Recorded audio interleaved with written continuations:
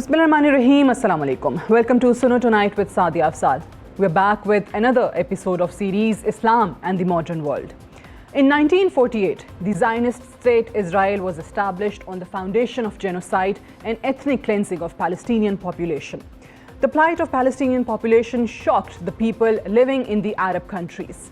But the rulers of newly independent Arab nations were the recipients of gains from the colonial rulers. They abandoned Palestine due to undemocratic nature of Arab regimes and their political dependence on the United States and Britain. Both Western powers are the key supporters of Israel and its settler colonial project. Today's Arab world is more compromised than it was in 1948. Many nations who were critical to Israel have been compromised or neutralized in the recent decades. 57 years ago, 1967 Arab War, also known as Arab-Israel War or Third Arab-Israel War, transformed all the hostile Arab nations. In a 6 days war, landscape of the Middle East completely changed in many ways. Israel defeated 3 Arab armies of Egypt, Jordan and Syria and gained territory 4 times of its original size and became predominantly a military power in the region. The consequences of 57-year-old war transformed the Israel's immediate neighbors, Egypt, Jordan and Syria, who accepted Israeli hegemony in the region. Whereas today's Arab political order is making peace and normalizing relations with Israel, seeking good relations with the West and allowed the United States to take control of their security efforts in the region. By outsourcing security apparatus, Arab leaders are left with no space to positively impact decision-making regarding Palestinians. Today's Gaza situation reflects a miserable situation of Muslim nations. They are not bothered with more than 40,000 deaths, and they have continued their business as usual with Israel and all other Western powers responsible for genocide and ethnic cleansing of Palestinian population. Muslim nations and Arab countries including Turkey, Saudi Arabia, Egypt, United Arab Emirates, Azerbaijan and Kazakhstan are expected to support Palestine. They can impact the Israeli economy and war machinery. But in reality, Muslim nations are not different from Israeli Western allies like the US and others.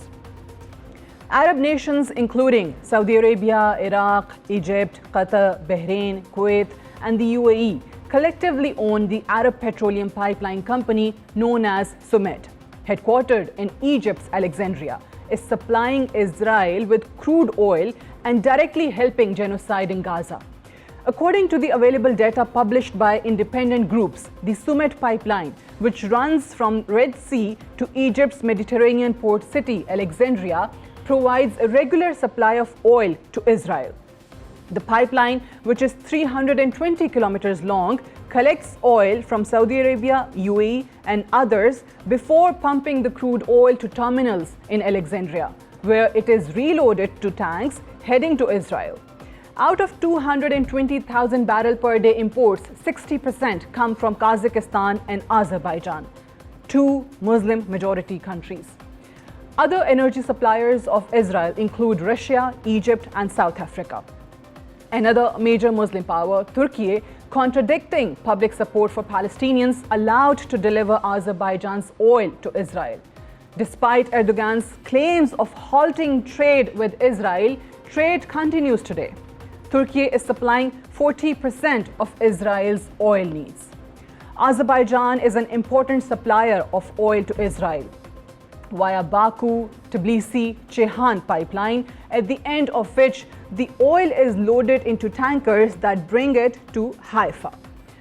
Last year, during the special meet of Organization of Islamic Cooperation in Saudi Arabia, none of the member states considered even a temporary oil boycott of the apartheid state.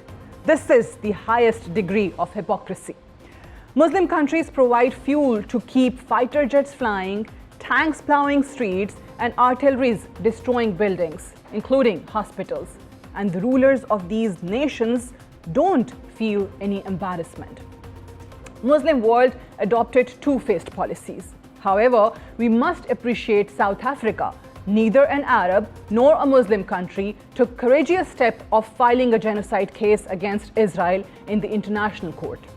Today, it appears that only Palestinians can lead their own struggle for liberation. As far as the Arab and Muslim world order is concerned, that is unreliable and has accepted Israel's hegemony. Indeed, the Arab and Muslim world is fully capable of playing a positive role, but that does not seem possible till the time they change themselves. However, the most important point at the moment is that Muslim world is silent and helping Israel to rapidly increase its efforts in genocide of Palestinian population. This is our topic of discussion today, and to discuss this, I'm joined by Dr. Zahid Mahmood Zahid, who is an assistant professor at University, Strategic Communications. Thank you very much, Mr. Zahid, for joining us. And with you, we have Dr. Muhammad Saiduzzaman, currently serving as a lecturer and program coordinator at the Department of International Relations, NAML, Islamabad.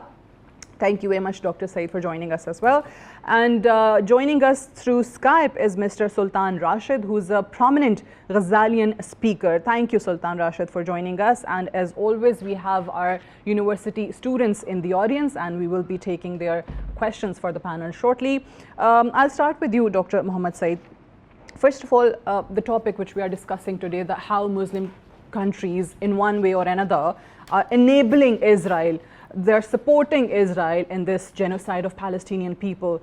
Do you agree with this notion? If you do, then what policies or steps these countries are taking which support this argument?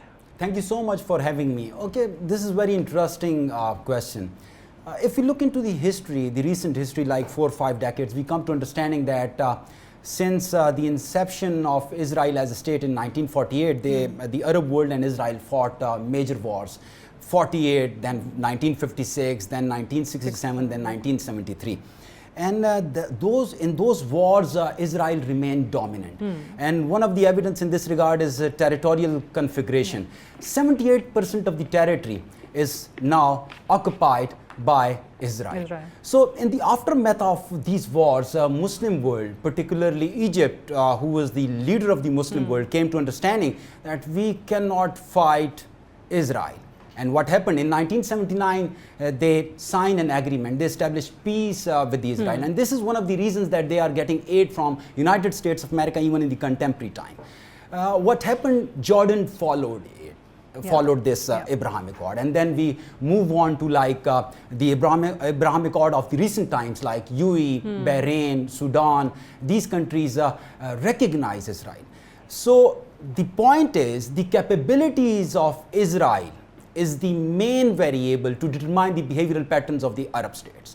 Arab states are focused on geoeconomics. Their policies in the past were centered around geopolitics, and they were confronting Israel, but keeping in view the technological advancement which Israel enjoys, the research and development and other things.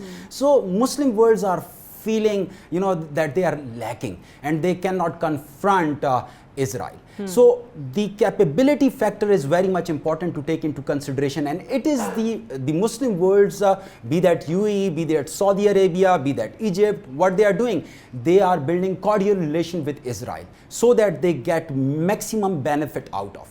And now if you look into it, their trade, their people-to-people contact, their culture, there is so much integration, and it is assisting the Arab world to maximize their economic capabilities and security capabilities. So if I in one statement, if I respond to your question, if not directly, indirectly, these Muslim world are getting benefits, and these benefits are at the cost of innocent Palestinians. The 40,000 Palestinians which were killed in the aftermath of October 7, more than 20,000, including the victims, were women and children. And the destruction and chaos is the order of the day. And these Muslim countries, for sure, they are focused on their national interest. Here I don't want to say that national interest is not important. National interest is supreme. It is just like a guiding star. The states should pursue this national interest. But the point of significance in contemporary world is, in this modern world, is that there need to be somewhat space to the innocent people across the world. Morality and ethics, do they count or not? Morality and ethics, because if we will not be focusing on these kind of things, human security, human development, so human rights, so I think, you know, this is sheer embarrassment for the Americans. Dr. Zaid, moving on, obviously when we talk about how Israel was created, we can never forget the Nakba, right? And it wasn't just a one day's event, it's an ongoing process. We still see how Israel is moving ahead with that. But when we look at Muslim countries, as Dr. Said mentioned, it's all about, again, economy. When you are importing weapons from the West, when you're importing you know, oil or technology, anything, how can you expect those countries to do or to take any action for the people of Palestine? And if I keep my question short, what is that stated or clear position of these Muslim countries as in terms of this conflict or regarding this issue? Saadia, thank you for having me. The proposition that we are discussing is basically shows the concern and identity, that shows a sense of direction, that the Muslims had the duty to protect the Palestinians' plight at the hands of those who are suffering at the hand of Palestinian settler colonial state, by the way. But we need to put the context into the right position, because as Dr. Said has mentioned about the history, we need to check the growing asymmetry between Israel and the Muslim world. Israel has grown too powerful than the Muslim countries put together, and that is done all because of the backing of the Western world. Now international community needs to understand whether they have to let loose this bloodletting in the name of collateral damage, and international forces like United States of America has to consider whether their rules-based order will have to continue with this bloodletting of the innocent Palestinians at the hands of the settler colonial expansionist states ruled by the far-right people, the cronies of Benjamin Netanyahu. Actually, the one-liner answer can be, it is the inaction and mere condemnation of the Muslim countries that will not do anything to twist the arm of the Israelis. We have to take some steps. We have to take some diplomatic and economic steps to force Israel to go for the ceasefire, because we cannot expect international community, international organization to side with the Muslim countries, because the way systematically international community, Israel and backed by their European allies and American, systematically reduced Arabs and the Muslim worlds in the name of national interest in this nation state system, it is very, very difficult without having any tangible material capability to counter the onslaught that Muslims are facing, especially in the case of Palestinians. Yeah. But I just gave one example in my intro as well. The oil which Israel is getting, from where? Through these Muslim countries. I mean, what is that oil doing? That's helping Israel to fly their jets, kill innocent Palestinians, to have their tankers, their vehicles on streets of Palestine, killing again innocent children and women. So there is not even a talk about temporary boycott, oil boycott. What are we doing? That shows that perhaps the Arab world especially has decided to move on by disregarding torture, rapes, expulsions of the Palestinians from their ancestral land. They have moved on and they want to make peace with Israel. At what cost? At the cost of human catastrophe, man-made human catastrophe. Obviously, they are facing a serious backlash at home, because they do not want to be seen as colluder against their own community, because ordinary Arabs keep this Arab phenomena, Palestine phenomena, very close to their heart. At one hand, they do not want to be seen colluding against their own people, and on other, they are relying on America, which is the biggest supporter of the Right. USA, biggest Okay. supporter of the Israel. Right. Sorry. Right. When we are discussing these reasons, Mr. Sultan Rashid, I would like you to shed some light on when we were just talking about Nakba, how literally Israel was created in a bath of blood, massacring millions and millions of Palestinians, displacing them from their homeland, and now this. That greater plan, the greater Israel plan, is still moving on, and in so many ways we are sort of complicit in all this process. So why, in your view, the Muslim world or Arab world is more compromised today than what it was in 1948? Well, one of the things that many of the speakers already mentioned, and I would like to speak a little bit regarding the history, and it is definitely that the expulsion that the Palestinians have gone through, it is quite shocking that such a thing can occur in modern history. And from the outside, it looks as if Israel, along with the Arab world, they want to move forward. And they want to put Palestine in the past history. In essence, they have no problem in Palestine not being an entity any longer, as is evident by their actions. Because we need to realize that even in Gaza, most of the inhabitants of Gaza are 70% refugees. So most of the individuals who reside in Gaza have been born into parents who are refugees. They have been refugees for decades. Many have been refugees for 3 generations. And most of these individuals, they were expelled from the land that Israel now occupies. Not only the occupation that occurred after 1967, but the occupation that was imparted into law in 1947, as is known by, the popular word is known by the partition resolution. And most of the individuals that reside in Gaza, they do come from, which is nowadays considered Israel territory, not the occupied land. And so what it seems to be the case is that Israel, along with certain Arab nations, they were more happy, they were way too happy for this to just simply go under the bus.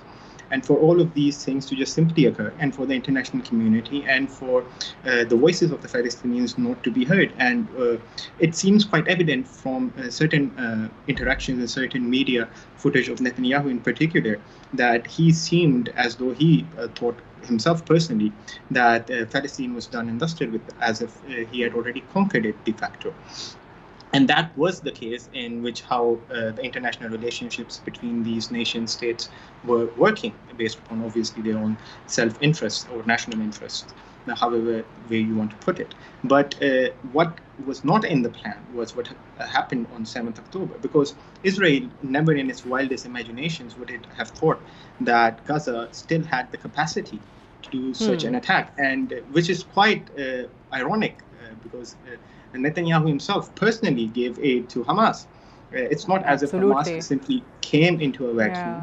And they personally supported Hamas's election when Hamas won in Gaza.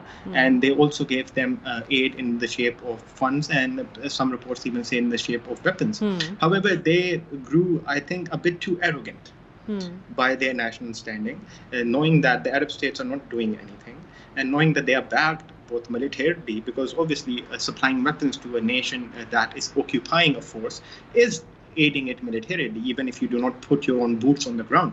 It is de facto doing the same thing. It's giving them weapons that they then use for genocide, which obviously makes the United States itself complicit in this genocide.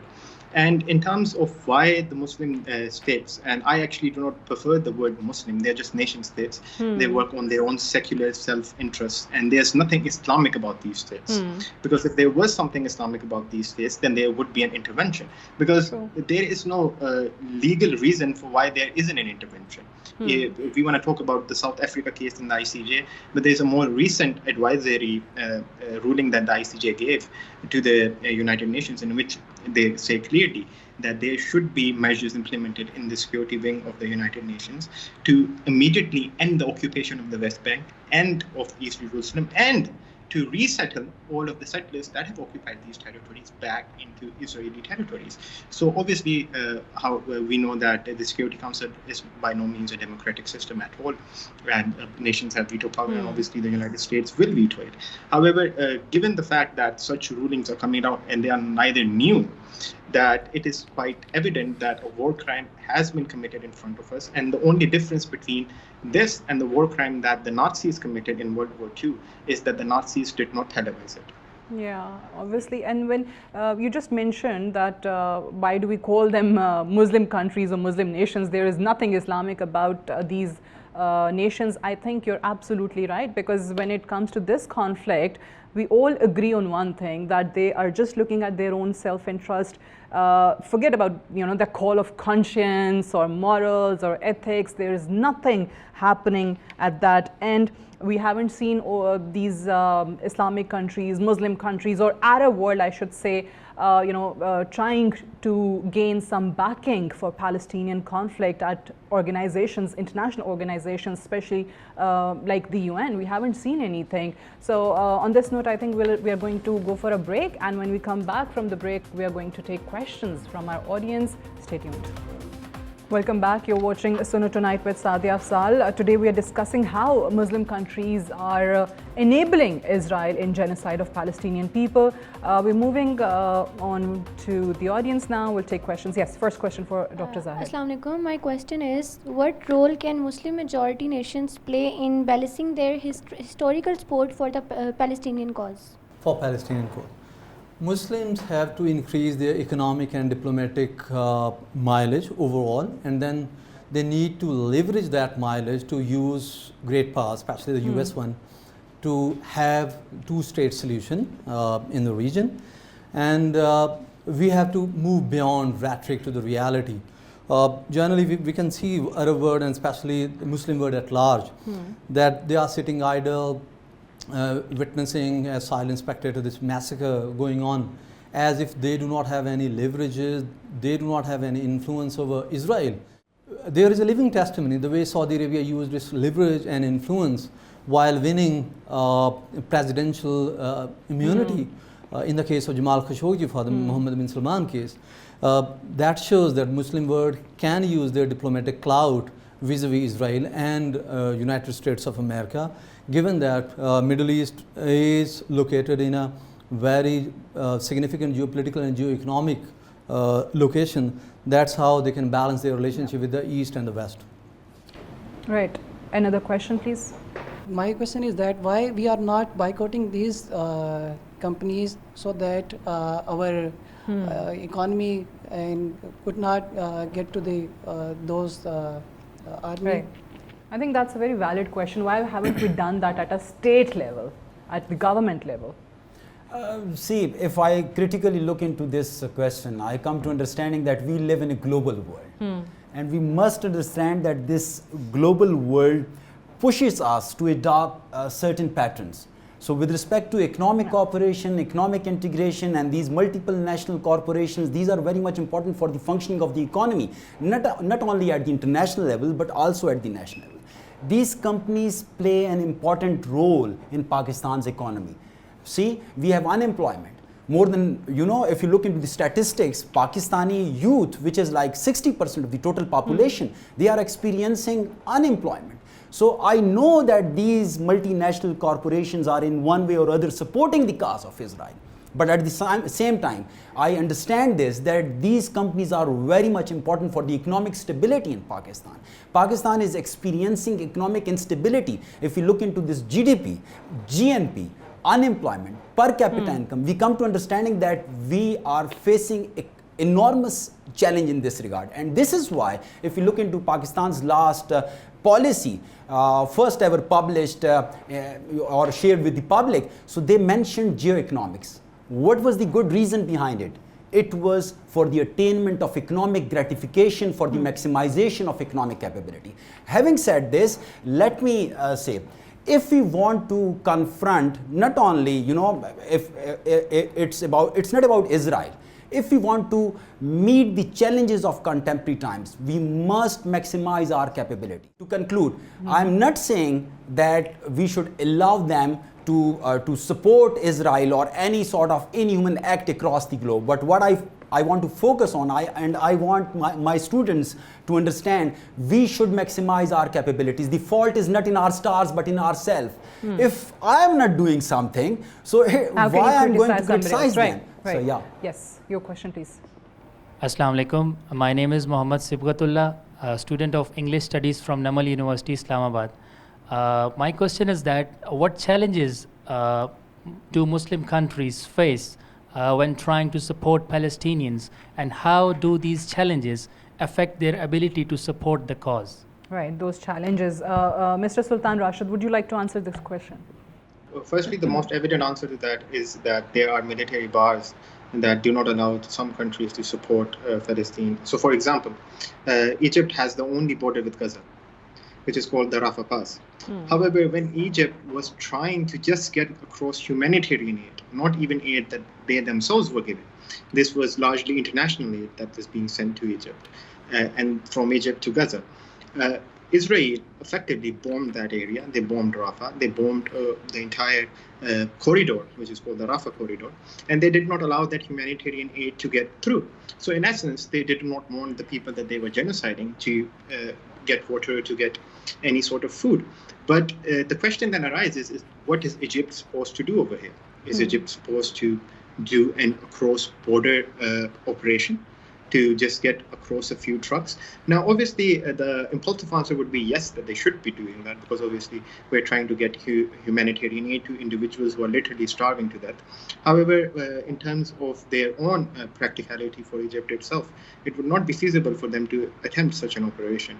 And so, even though it's not as if the people of Egypt do not want this, as I'm sure everyone has seen the videos, that they were even throwing their own oranges from their small little stands onto the humanitarian trucks because they wanted them to reach to the people of Gaza.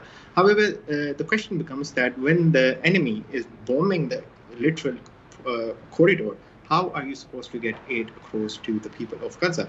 And the only way that it seems to me that this can be possible is by building international pressure.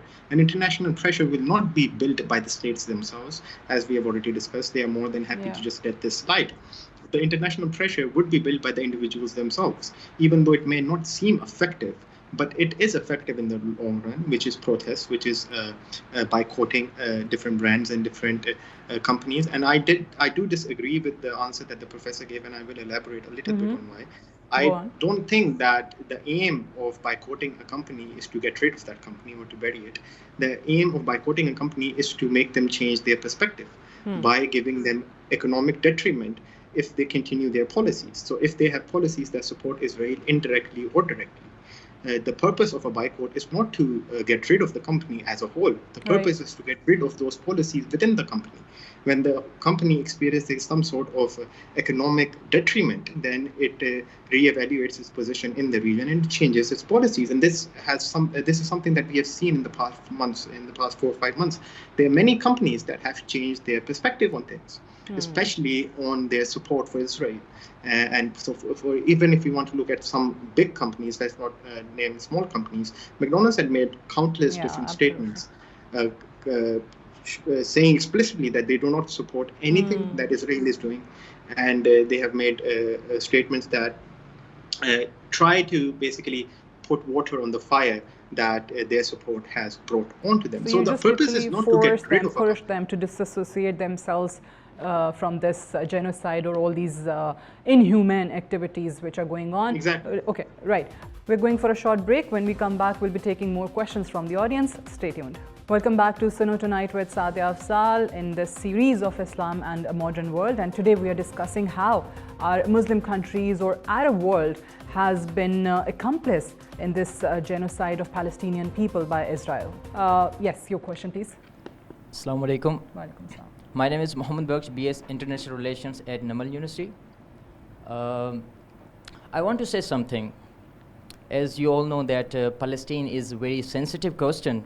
It is a very sensitive topic that thousands of Palestinians are killed day after day, and they are facing hunger day after day. And what we are doing here, let us support Palestine. But here I want to say something. You all remember 1973 war, Palestinian war with Israel, Arab countries. Yes, we know Arabs were defeated by Israel, but there was positive consequence we had seen. OIC was existing there. The all Muslim countries got united and helped, and there was positive consequence. That OIC is existing right now. It is still existing, but I don't see anything that they are helping of course it's Palestine. But you can say that there is all about national interest, but what about morals, ethics, universal morals? Yeah, I want to ask this question. All right, we Thank just you. discussed that. Unfortunately, we don't see those morals or ethics, and OIC has been toothless. It was created to safeguard the rights of Muslims, Muslim nations, but we have seen it has done nothing. Dr. Zahid, would you like to answer that? Basically, this is a moral question, and all we can do is to internationalize our response, internationalize the plight of Palestinians at international forums, international institutions, and sensitize the international community, because this is a threat to the human rights paradigm which was established in the aftermath of Second World War. But it seems to us that the paradigm which was established in the aftermath of Second World War, that had coherent understanding that the third world, now called developing world, will be the violator of the human rights, and they will be the abuser of the human rights, and the first world, the white world, Anglo-Saxon race, will be the protector and interpreter of these international laws, by the way. This is how we need to deconstruct this phenomena and make it available for international audience, that morality should be equal and universal for everyone, and Palestinians should be dealt as equal human beings with the rest of the world. Talking to the previous question that my fellow panelist answered to, we need to understand we are living in a world which is dominated by US systems, by the way, under US security architecture, under Bretton Woods system, which is dealt and run by United States and its influence over international financial institutions. We, the Muslim world, we are facing serious issues of underdevelopment, non-democracy, lack of coherent voice, lack of unified expression. That's why we are facing a backlash. We are lagging far behind, and this is how they are demonizing us for being backward and raising arms against them. We need to understand the politics run on certain systems. We are living in a nation-state system where morality has nothing to do, rather national interest is the basis on which all the nations secure their national interest. Yes, of course, we can raise voice. Yes, of course, we can use our diplomatic clout. Yes, of course, we can use our political clout to pressurize them to do something extraordinary for the plight of the Palestinians. Right. I only have time for one more question. Yes. Last question. Assalamu alaikum. Myself Sharat Ali, and I have a question for Dr. Mohammad Saeed-ul-Zaman. We have a lot of cases submitted by the different states in the ICJ against the Israel, but there is no decision regarding this conflict, and we are also expecting the solution for Kashmir, especially from ICJ. Main question is why no state is capable of countering the actions of Israel. Right. This is a very important question, and it rose I many think questions in my mind. Yeah, it sums up our debate as well. Yeah. So, for me, questions for me are: where is humanity? Where is world community? Where is international society? Where is international law? You mentioned ICC and ICJ. There are verdicts of International Criminal Court and International Court of Justice. Where is the implementation of those verdicts against the Prime Minister of Israel or Israel, be that illegal occupations, the Jewish settlements, or the Prime Minister of Israel? It is basically said by the International Criminal Court that it is perpetrating genocide, extermination, systematic killing of innocent civilians. So yes, these questions are in my mind, but as far as capabilities are concerned, I think that we Muslim world, we must understand that for capabilities, we need to invest resources. We need to invest time. We need to invest time and resources in education. We had that glorious period where Ghazali Ibn Rushd, Farabi, Sina, Jabir ibn Hayyan. So many Muslim philosophers and scientists were there, and we were leading the world. But now, just name a few scientists in the contemporary times, you will find not even a single. Accept the reality.